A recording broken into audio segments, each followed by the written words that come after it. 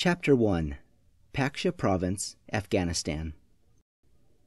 Captain Riker Vaughn typically navigated his forward ordnance patrol around fields of improvised explosive devices, IEDs as the military acronymized them, but this morning he intended to lead his team directly through them. He squinted to shield the morning sun from his hazel eyes as he scanned the bomb-filled landscape. The undulating hills and endless Afghan sand seemed harmless, but inches below the surface, the soil was riddled with Humvee-crippling explosives. "You done daydreaming, Captain?" asked Dylan, Riker's second-in-command and most sarcastic team member. "No, Captain Impatient. Just remembering how bad I beat you bowling last night." Riker flexed, showing off his athletic 6'2" build forged through years of basketball and military training. His thick arms and brawny legs were readily visible even through heavy combat fatigues. "Ooh, harsh. I see how it is," Dylan said, playing calm to hide his nervousness as he loaded a container with water bottles and rations into the back of a Humvee. "Looks like we have a rematch coming up. But hey," he nodded toward the tablet in Riker's hands, "do you need me to take a look at that thing?"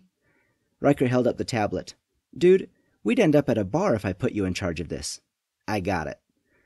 Dylan paused and smirked, then shrugged. "Yeah, you're not wrong." Riker laughed with the team, then refocused to double-check the tablet as the others loaded the last of the equipment. He opened the tablet case and eyed the inside cover onto which was taped a crinkled photograph of his mom, himself, and his lanky teenage brother Jack, perched on his back. He could still smell the ocean spray that splashed their faces as they took that picture on their latest family vacation. Noticeably absent in the photo was his dad, Paul, who had been killed in battle. Riker knew that his mom consistently feared the same would happen to him. "I'll be fine, Mom," he thought. He hoped he was right. He folded the tablet cover back, putting the photo out of sight, and entered his personal code into the system app, giving him access to the IED detection software. "Welcome, Riker Vaughn," a computerized woman's voice said. Riker clicked the system check icon. "Confirming you want to perform a system check?" the voice asked. Riker clicked a yes icon. A slew of numbers, readouts, and information appeared. Based on the data and the green flashing lights on the C-arm-like contraptions hanging off the front fenders of the lead Humvee, the military's newest, state-of-the-art IED detection system was functioning normally. "Readouts are clean," Riker said. "Ready to go in?" "I guess," Dylan said, "but I'm not thrilled about being a test dummy for this new detection system. IEDs suck, sir." "Command says this system's 3 times more accurate at finding them," Riker said. He had to display some semblance of confidence in the system to his team. He'd spent a half hour the night before trying to convince his commanding officer, Colonel Samuel Brighton, that he didn't feel the system was test-ready. But Colonel Brighton and Dr. Sharp, the IED detection software inventor, had enough data to support a field test. The orders stood. "Command?" Dylan scoffed. "Yeah, what could go wrong?" "Plenty," said Deshauna, the sole female sergeant in the group. "But it's what we do. So where are we heading?" Riker held the tablet up and panned it across the horizon, displaying an electromagnetic map. "Once we roll over that second hill with the 3 bushes leaning over, we'll head west. That area should have the most IEDs." "Normally I wouldn't say this," Deshauna said, "but I hope you're right." Riker took a deep breath and put the tablet aside. He patted his armored pockets to ensure he had his equipment, donned a helmet over his wet, sand-colored hair, then checked his weapons. Satisfied he was ready for patrol and battle, he ordered, "All right, everyone, load up." One by one, the 10 team members buckled into 3 heavily armored, camouflage-colored Humvees. Riker watched each patrol member with respect. Just 12 hours prior, they were hanging out in a makeshift bar in Camp Firefox. Now they were carrying weapons of war, willing to pay the ultimate sacrifice for each other and their nation. Riker was chosen to lead and handpick the team field testing the device. The mission was nerve-wracking. They had to get as close to IEDs as possible to assess proximity statistics and readout potentials. If anything happened to any team member, he would feel responsible. Deshauna slid into the driver's seat of the lead Humvee, crossed her chest, and closed her eyes briefly before asking, "Ready?" Riker sat next to Dylan in the back and buckled in. "Ready." "It's go time," Deshauna said into the comm to alert the trailing Humvees. "Follow close." She floored it and angled the Humvee toward a predetermined path that led to the bomb field. For 10 minutes, the Humvees lurched over washboard roads and weed-infested landscape. "Pull up on that ridge," Riker said, pointing as they approached a precipice. If everything's reading right, that's where we need to start the measurements. He tapped the tablet screen. Still working, he thought. Electromagnetic sensors, ore detectors, resonance frequency modulators, and detonation warning readings were all within normal ranges. Systems look clean, he announced. Move forward. The vehicles eased frontward, carrying the team closer to enemy explosives. In direct opposition to the jovial and joke-filled atmosphere of last night, everyone was reserved.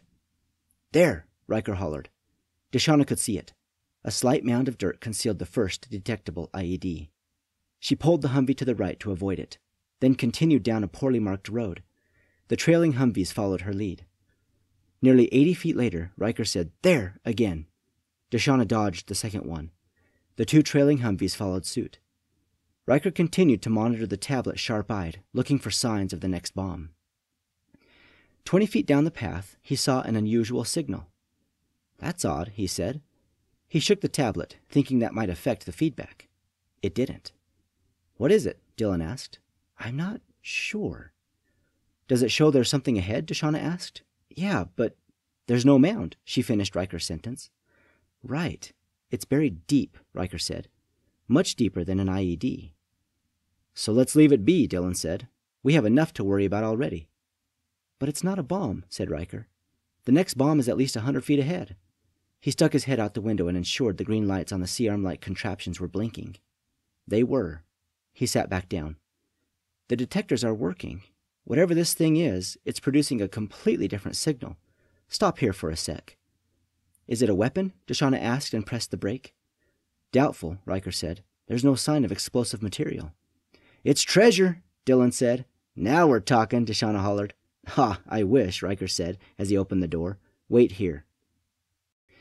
Dylan pushed his helmet back and watched Riker exit the Humvee. "Dude, you're not gonna—" "Yeah, we need to find out what it is. Could be a new reconnaissance system. If it is, we could be ambushed any second." Riker went to the back of the Humvee, grabbed a shovel, and threw it on the ground. He used the tablet to maneuver the C-arm-like contraptions and identified the exact location of the underground signal. "Got it." He picked up the shovel. "Shouldn't we help?" Deshauna asked. "No," Riker said. "If I'm wrong, I'm responsible." Riker walked 10 feet ahead and sank the shovel repeatedly into the sand, digging a 3-foot-wide pit. Within minutes, he uncovered a piece of black metal. "Found something," he announced. He got to his knees and pushed sand out of the way, revealing a 6-inch diameter, foot-tall, obsidian-colored cylinder. He pulled it from the ground, surprised at how heavy it was, and held it up. "Permission to exit the Humvee?" Dylan asked. "I want to see what the heck that is." "Granted," Riker said. Dylan got out and stood next to Riker. Riker angled the cylinder so they could both analyze it.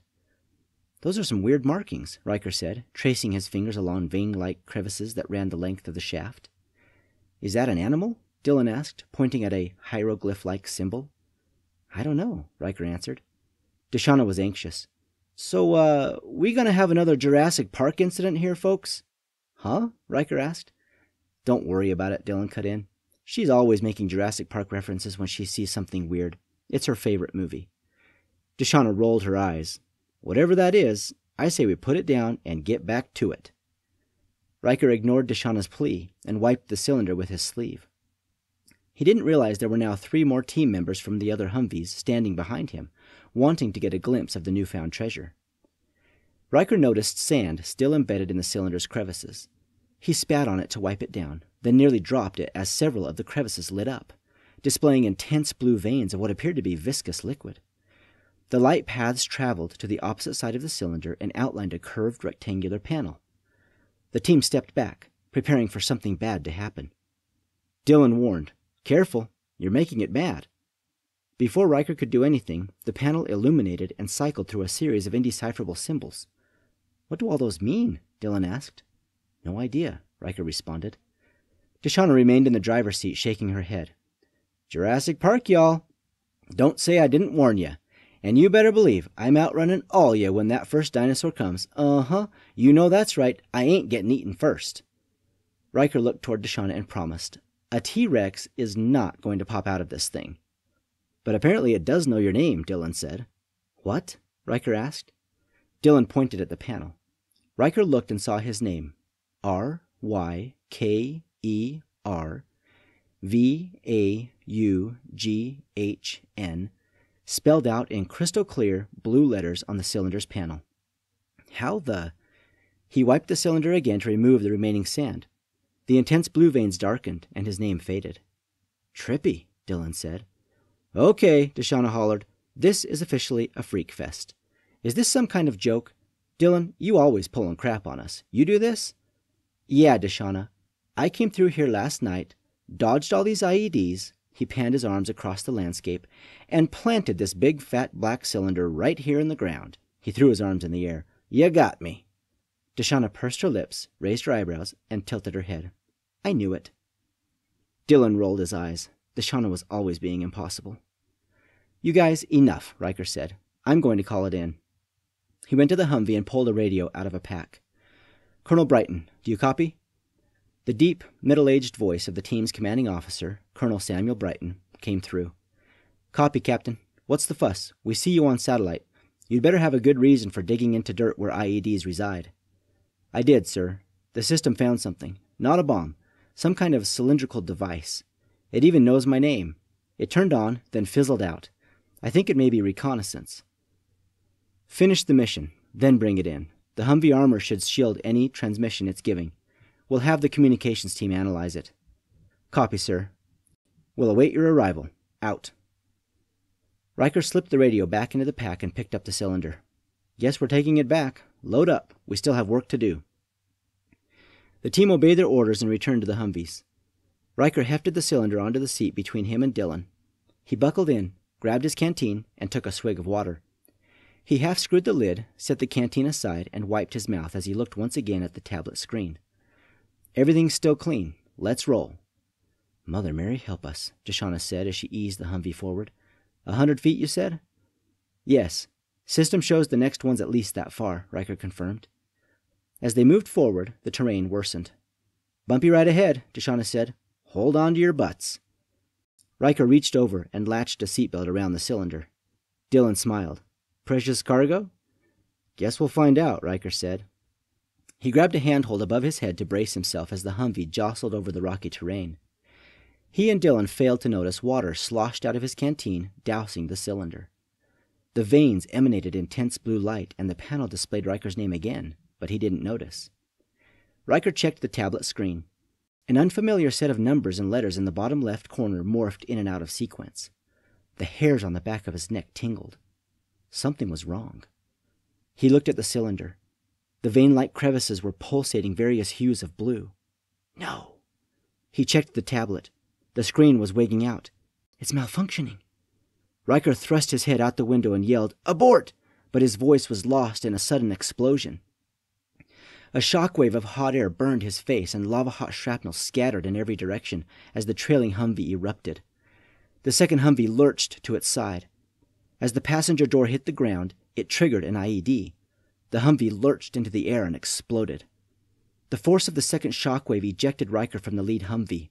He flailed through the air. Just before landing, the left fender of the second Humvee zipped toward him and sliced through his legs, taking them both off inches above the kneecaps, without him realizing it. The adrenaline coursing through his veins masked any sense of trauma or pain. He thudded to the ground and watched as the lead Humvee detonated. He felt an instant sense of loss for the mission. He coughed, cleared sand out of his mouth, and tried to gasp before realizing his was the only breathing he could hear. He assessed the wreckage. No movement. Anywhere. "Everyone okay?" he yelled. No answer. He knew then he was the only survivor. He teetered to his side and wailed. A sinkhole developed in his stomach. He had just killed his team. His friends. The sense of loss immediately racked his soul. "I never should have dug up that cylinder." He wanted to scream, but he struggled to get air into his lungs. He gasped again. Aching legs. Riker's brain started to detect that something more was wrong. The ringing in his ears prevented his mind from processing his senses. He tossed his head back and forth, trying to shake awareness into his brain. His balance was wildly off as he tried to sit up. The throbbing in his thighs was painless at first, then intensified as he gained his senses. My legs. He clawed through the sand where his lower legs should have been. Blood-soaked sand, threads of camouflage cloth, and bone fragments slid through his fingers. Panic flooded through him as reality set in. He would be a double amputee for the rest of his life. No! He shook his head, imagining the nightmare he would live. He would never play basketball again, never walk again, never go on a run, never kneel to pick up one of his children. A sense of sorrow he had never experienced engulfed his heart. He threw his helmet at a smoldering Humvee behind him. I was supposed to do this for family, not fail in battle. He wiped away involuntary tears that he didn't realize were forming. The increasing pain in his legs reminded him that there wasn't time to mourn. Not yet.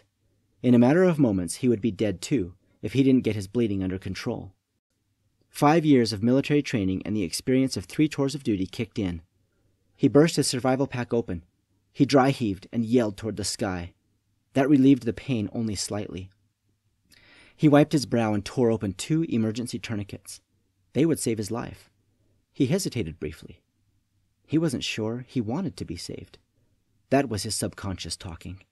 Mom, Jack, he reminded himself.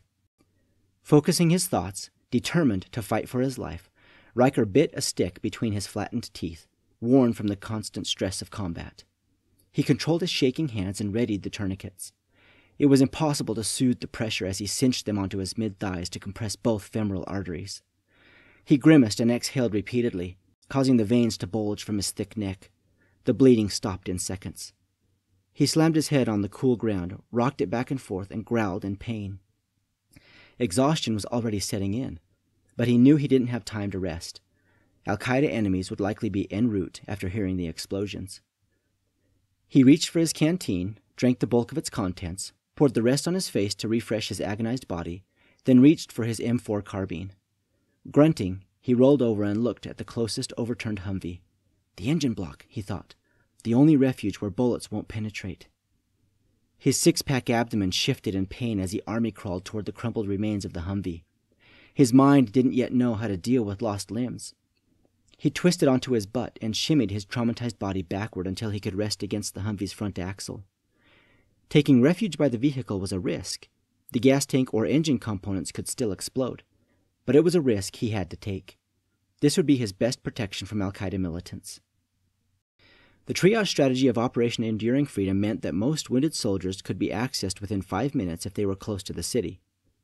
But at nearly 10 miles out, Riker knew he wouldn't be reached for 15 or 20 minutes and wasn't certain who would show up first, Al-Qaeda or medical help. Riker was never one to back down from a challenge or battle. His grit was unparalleled. He prepared for the worst. He scanned his proximal surroundings to see if extra ammo or another firearm were within reach. None were, and he didn't have the energy to crawl for the 15 yards to reach the next closest weapon. All he had were 2 extra magazines for the M4, 2 grenades for the underside M203 grenade launcher, and a 9mm on his hip with 13 rounds. That wouldn't be enough for most soldiers, but Riker would have a chance against 4 or 5 hostiles. His accuracy with rapid fire was unmatched. Several minutes passed, with no sound but his heavy breathing and the crackle of burning tires, the fumes of which were generating a gag-inducing stench. The throbbing in his legs became unbearable. Morphine, stored in the Humvee, could have taken the edge off, but it had disintegrated in the blast. He yelled again, beginning to not care if the enemy heard him. Another 2 minutes passed. If a triage medical unit didn't arrive soon, he would be exchanging fire. Confirming that both weapons were chambered, and the grenade launcher loaded, he placed the 9mm on the sand to his right and readied the M4. If this were the last chance he had to serve his country, he would die fighting, just as his dad had in Iraq years earlier. Both eyes open, Riker lifted the M4, aimed toward the horizon, and steadied his breathing as best he could. 200 yards out, someone was coming.